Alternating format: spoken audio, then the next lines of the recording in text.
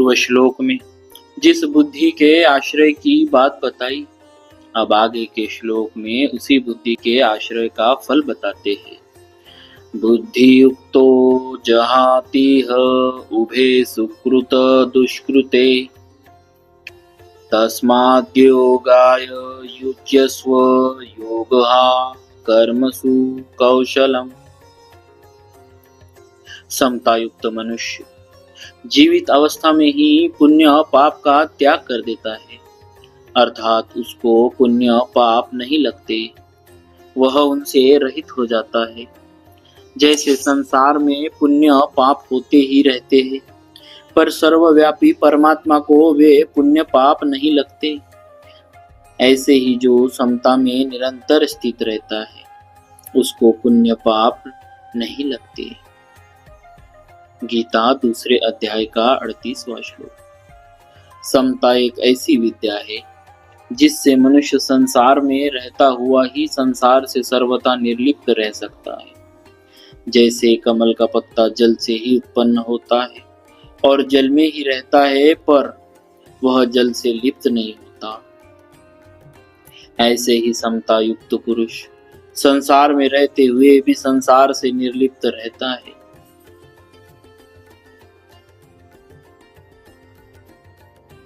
पुण्य पाप उसका स्पर्श नहीं करते, अर्थात वह पुण्य पाप से असंग हो जाता है।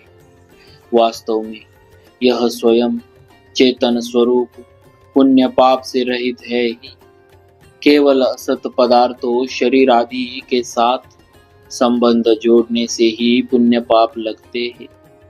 अगर यह असत पदार्थों के साथ संबंध न जोड़े तो यह आकाश की तरह निर्लिप्त रहेगा, इसको पुण्य पाप नहीं लगेंगे।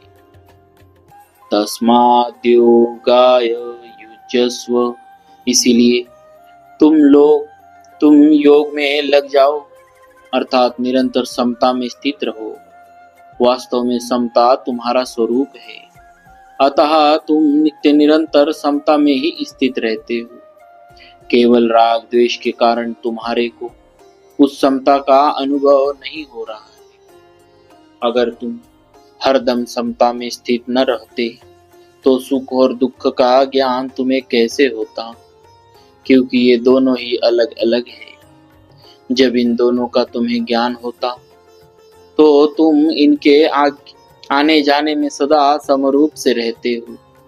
इसी समता का तुम अनुभव करो। योगः कर्मसु कौशलम, कर्मों में योग ही कुशलता है, अर्थात कर्मों की सिद्धि असिद्धि में और उन कर्मों के फल की प्राप्ति अप्राप्ति में सम रहना ही कर्मों में कुशलता है। उत्पत्ति विनाशशील कर्मों में योग के सिवाय दूसरी कोई महत्व की चीज नहीं। इन पदों में भगवान ने योग की परिभाषा नहीं बताई, प्रत्युत योग की महिमा बताई। अगर इन पदों का अर्थ कर्मों में कुशलता ही योग है ऐसा किया जाए तो क्या आपत्ति। अगर ऐसा अर्थ किया जाएगा तो जो बड़ी कुशलता से सावधानी पूर्वक चोरी करता है उसका वह चोरी रूप कर्म भी योग हो जाएगा। अतः ऐसा अर्थ करना अनुचित है।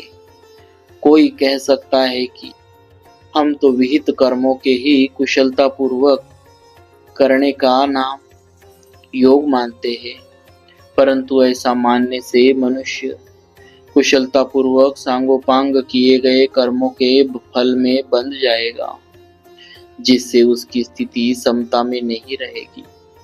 अतः यह कर्मों में योग ही कुशलता है, ऐसा अर्थ लेना ही उचित है। कारण कि कर्मों को करते हुए भी जिसके अंतःकरण में समता रहती है वह कर्म और उनके फल में बंधेगा नहीं। इसीलिए उत्पत्ति विनाशशील कर्मों को करते हुए सम रहना ही कुशलता है, बुद्धिमानी है। दूसरी बात, पीछे के 2 श्लोकों में तथा इस श्लोक के पूर्वार्ध में भी योग समता का ही प्रसंग है, कुशलता का प्रसंग ही नहीं है। इसीलिए भी कर्मों में योग ही कुशलता है। यह अर्थ लेना प्रसंग के अनुसार युक्ति युक्त है। परिशिष्ट भाव इस श्लोक में आए योगहा कर्मसु कौशलम पदों पर विचार करें तो इनके दो अर्थ लिए जा सकते हैं। कर्मसु कौशलम योगहा अर्थात कर्मों में कुशलता ही योग है। कर्मसु योगहा कौशलम अर्थात कर्मों में योग ही कुशलता है। अगर पहला अर्थ लिया जाए कि कर्मों में कुशलता ही योग है, तो जो बड़ी कुशलता से, सावधानी से चोरी ठगी आदि कर्म करता है, उसका कर्म योग हो जाएगा। परंतु ऐसा मानना उचित नहीं है और यहाँ निषिद्ध कर्मों का प्रसंग भी नहीं। अगर यहाँ शुभ कर्मों को ही कुशलता पूर्वक करने का नाम योग माने, तो मनुष्य कुशलता पूर्वक सांगोपांग किए हुए शुभ कर्मों के फल से बंध जाएगा। फले सक्ते निबध्यते गीता 5:12 अतः उसकी स्थिति समता में नहीं रहेगी और उसके दुखों का नाश नहीं होगा। शास्त्र में आया है कर्मणा बध्यते जंतुहा अर्थात कर्मों से मनुष्य बंध जाता है। अतः जो कर्म स्वभाव से ही मनुष्य को बांधने वाले हैं, वे ही मुक्ति देने वाले हो जाए। यही वास्तव में कर्मों में कुशलता है।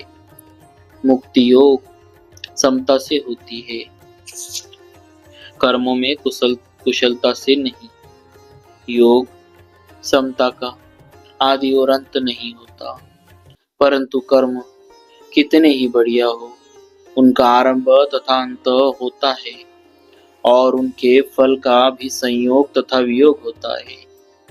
जिसका आरंभ और अंत संयोग तथा वियोग होता है, उसके द्वारा मुक्ति की प्राप्ति कैसे होगी? नाशवान के द्वारा अविनाशी की प्राप्ति कैसे होगी?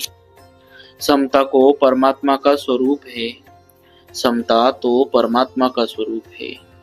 निर्दोषम ही समम ब्रह्म अतः महत्व योग का है, कर्मों का नहीं। अगर पहला अर्थ ही ठीक माना जाए तो भी कुशलता के अंतर्गत समता निष्काम भाव को ही लेनी पड़ेगी। अगर कर्मों में कुशलता ही योग है तो कुशलता क्या है? इसके उत्तर में यह कहना ही पड़ेगा कि योग समता ही कुशलता है। ऐसी स्थिति में कर्मों में योग ही कुशलता है। ऐसा सीधा अर्थ क्यों न ले लिया जाए? जब योग कर्मसु कौशलम पदों में योग शब्द आया ही है, तो फिर कुशलता का अर्थ योग लेने की जरूरत ही नहीं है।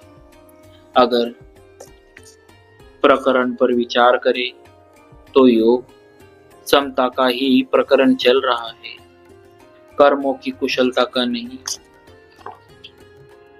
भगवान समत्वम योग उच्यते कहकर योग की परिभाषा भी बता चुके हैं।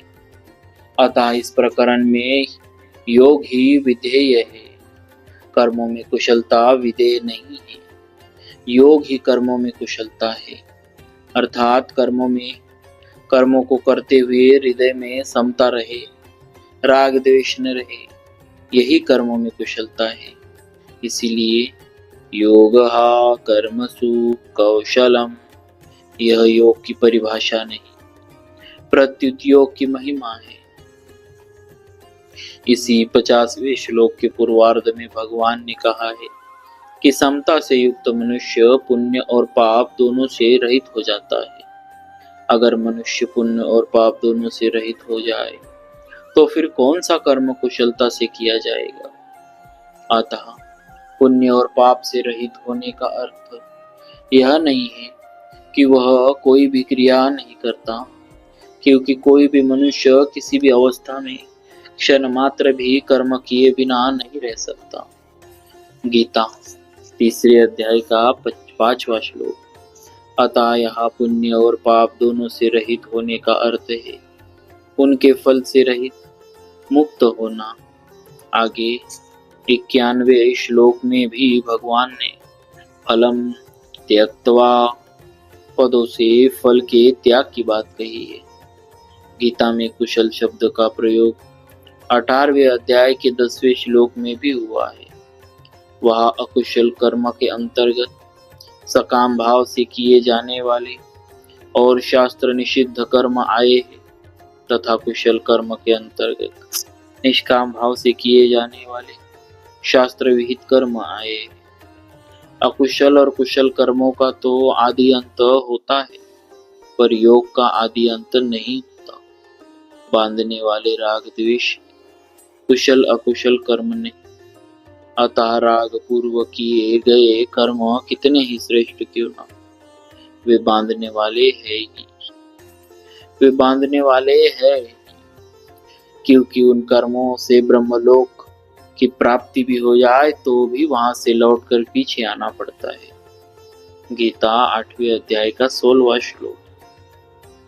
इसलिए जो मनुष्य कुशल कर्म का त्याग द्वेष पूर्वक नहीं करता और कुशल कर्म का आचरण राग पूर्वक नहीं करता, वही वास्तव में त्यागी, बुद्धिमान, संदेह रहित और अपने स्वरूप में स्थित है। गीता 18वें अध्याय का 10वां श्लोक। उपर्युक्त विवेचन से सिद्ध हुआ कि योगः कर्मसु कौशलम। इन पदों का अर्थ कर्मों में योग ही कुशलता है, ऐसा ही मानना चाहिए। भगवान भी योग में स्थित होकर कर्म करने की आज्ञा देते हैं। योगस्थः कुरु कर्माणि। तात्पर्य है कि कर्मों का महत्व नहीं है, प्रत्युत योग समता का ही महत्व है।